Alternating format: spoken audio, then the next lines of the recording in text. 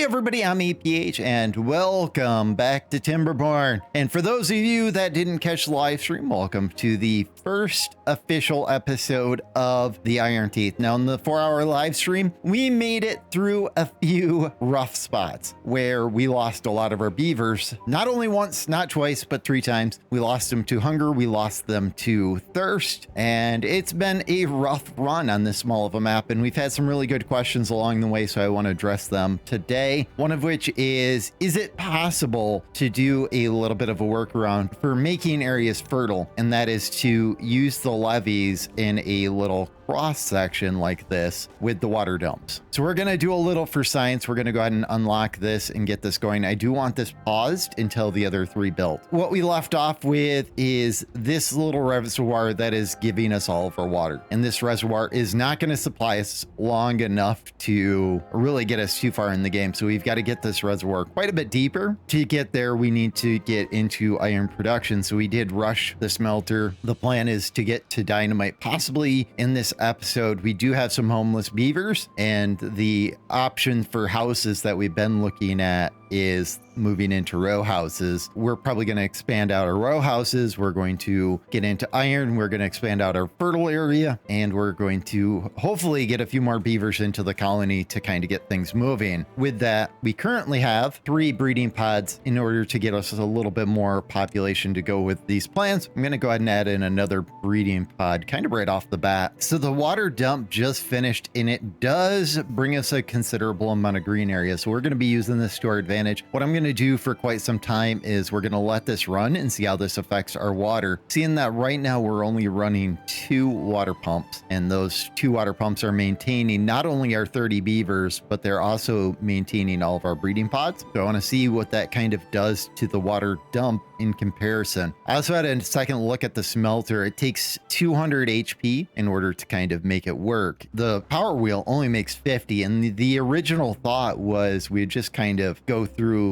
the long truck with only creating 1 bar per day. But in order to get the 20 bars, that means it's going to take 20 days. And that's a little too long for my liking. So I'm going to do something with the power wheels over on this side over here. So we're going to do something like this right here. And then we're going to have to bring it up and over the road and then back down. This should get it enough to at least get it close. And maybe we'll throw one over here. And what we could do with this one is just place it like that, and then we'll place a joining rod right there. This one right here, we just need to get a high power shaft, and getting the high power shaft doesn't bother me too much because we're going to be using them a lot through the playthrough. So unlocking it now really isn't too big of an issue. Let's go ahead and throw that there, and then we'll throw a T in there. So once these are built, I'm just going to go ahead and add that high power pass in there just to connect that up, and we'll go ahead and get these prioritized so that they get finished before this smelter does. I know occasionally the priority system gets a little weird. And with that, I mean, this area is ripe for farming now. And I'm not even sure what I want to farm here because I want to knock this down to this level once we get into dynamite, and possibly down to this level. I haven't quite decided yet. I'm still pretty early in this playthrough as to where I'm going with everything. And then at least temporarily, I think we're going to go ahead and delete out this one. And I know it's going to cause some homeless beavers for a moment. The row houses are a little bit better density, so we're going to go ahead and throw those in there. That will get us a few more of the homeless beavers moved into row houses. And then we're going to repeat the same thing over on the other side, which is going to cause problems in itself because it's going to knock out that power temporarily. That's one of those things where at least it will get the job done. And I guess what we could do in the meantime is throw another row house right here, seeing how there's kind of that little convenient spot for it. And we'll just throw a ladder up there. I do want these to be the priority, so I'm just going to mark them as the secondary. So this part of the build is complete. Now we only have enough beavers to run 2 of the power stations, which means it's the right time to kind of make some moves, and that would be to kind of rearrange this house over here. Thankfully, I think what we can do is throw a couple of row houses right right here and right here, just as a temporary fix. And then once they're built, then we can get rid of this row house completely and then move this power wheel next to the gear workshop. I think that's the overall right play. And I think I'm going to go ahead and just prioritize that, get this started in the right fashion. So let's grab that power wheel out. We throw it right there. We get this on the right track, and then we clean up some of this. And this right here is the right size for 3 more row houses. Maybe we do that too, where we just throw 3 more row houses kind of in here just to make this area really pop. And right now we don't have any homeless, so this means we're going to have houses for 20 more beavers. I want this power up and going. Not that we have an issue with gears at the moment, but I do want there to be kind of a surplus of gears for any moment. So I'm going to go ahead and throw that up. And as long as the beavers are standing around, because I don't have storage at the moment, I'm going to go ahead and start pausing these to push them back into the hauling post and into these right here so that we can get the engine up and going, because that engine will give us 3 beavers back and a little extra horsepower that maybe we could route power down here to get more beavers back even further. And that's just all around what we're looking for. Now, the ultimate goal is to get to the number cruncher, and that takes 1500 science. So we're gonna be buffing up science as we do this. Now, I do have a couple of the medical beds, and maybe I should do kind of a city tour for those of you that didn't catch the live stream, as 4 hours is a lot to kind of go over. Getting that edited out is kind of a lot of work. So we have our entertainment district over here with a campfire and a couple of shrines. Heading down into our garden district, we've got some shrubs, our breeding, the tooth grinder and case, and then our medical. We do have a rooftop terrace, and then it leads into our 2 lumber mills and our science. This area just needs to be reworked. And now that we're tightening things up into our housing with our gears and our water storage. And then we've got the hauling post, which is empty. It's a low priority because I'd rather other things be filled first. Into our town center, which is dead center, and it services the whole area. We do have a couple more houses, which I might move up here now just to get them centralized and maybe expand out the blueberries a little bit. Then we have our pumping stations, which have kind of moved a few times to kind of evolve with how the map has been moving. And then over here we have our potato farm supplying our 3rd technically food supply, but I think that only 2 of them count, with the potatoes and the carrots being the only 2 that count. This, somebody asked me why I didn't start with the maple trees. I waited probably about 2 hours in to plant this, and then when I planted it, they were like, oh my god, I didn't realize it took so long for maple trees to grow up and get productive. But now that it is, these guys are having a hard time getting them cut and moving them over. So this is making me rethink my plans about kind of the future and kind of how we're going to do things, because wood is going to be a crucial part of what's going on when we hit the power plant over here. I've done kind of the math. If I did the math correctly, if we take a look at the power itself, it uses a total of 1 log every 5 hours. If I'm seeing this right, that's roughly 4 logs a day. For the maples, it means we would have to harvest 1 log every 2 days. At 30 days growth, we'd probably need 15 maple trees per, considering that we would want some extra. We'd probably want a little bit more. They must have really nudged those numbers, because I thought it was 1 log an hour before. So if they moved it to 1 log every few hours, that's a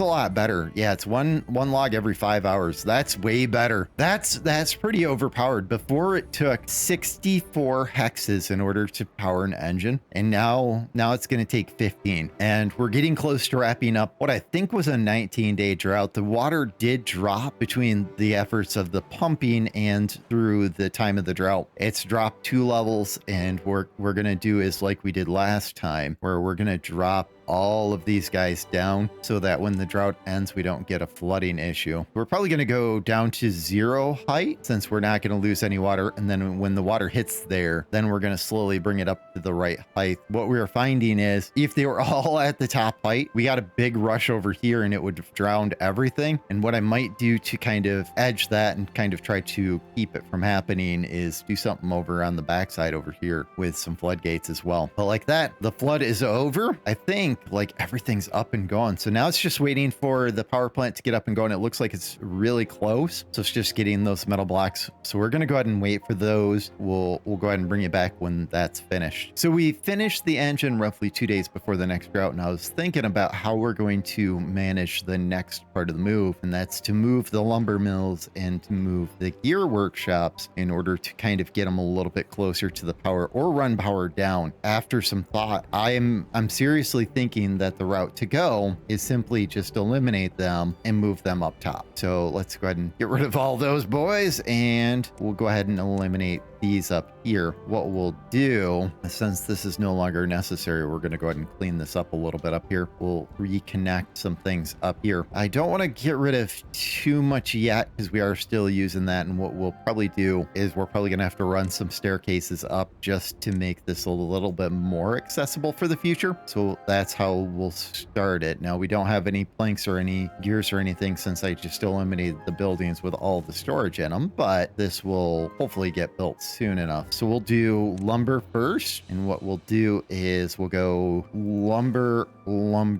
and then we'll do the gear workshop. I don't know, maybe we'll go this way. I might do some storage in here just to kind of square some things up while I put those in backwards. You guys are probably watching this and probably laughing, so we'll throw those in that way, and then we'll get them connected up. And what we'll do in this area, you know what, I'm gonna go ahead and wait on this area because we might put paper production somewhere like over here and then reroute the road on this side. But what that would mean is that we'd want something maybe for storage on the other side.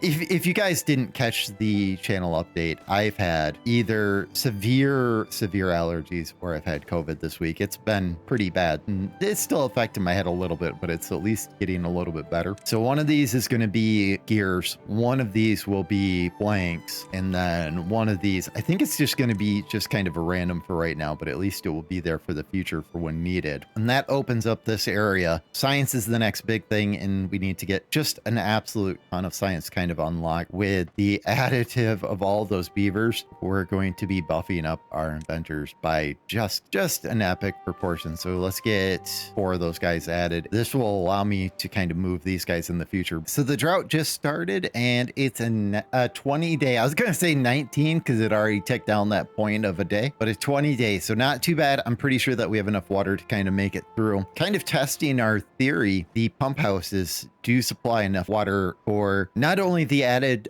water from the water dump, but the added water from the beavers, and that's still keeping that one water dump off. Now, I am thinking that before the next drought, I'm probably going to have to beef up either water storage, or I'm going to have to beef up the dam here. But that is about a half an hour, 45 minutes away from now, and that's a long time, kind of, to be honest. All right, with everything up and moving, I gotta say it's a pretty glorious sight. One of the things that I notice is at night, when there's no power being used, the engine shuts off. And it used to be in the old builds, even at night, they would still run power. Now, what this means is at night, if we have something like a battery, it might charge the battery, which is pretty amazing, but it means that when the batteries are full, that it's going to shut off. So that's pretty huge for the game. Now, with this, we have got this big empty spot here. And initially, my thought was we put some sort of food there. And then I was thinking maybe we go after a well-being item. In particularly, let's unlock the temple. I think that a little spirituality for our beavers will go a long way. We'll go ahead and throw that in the center, and we'll know that we're just going to be moving that in the future anyways. For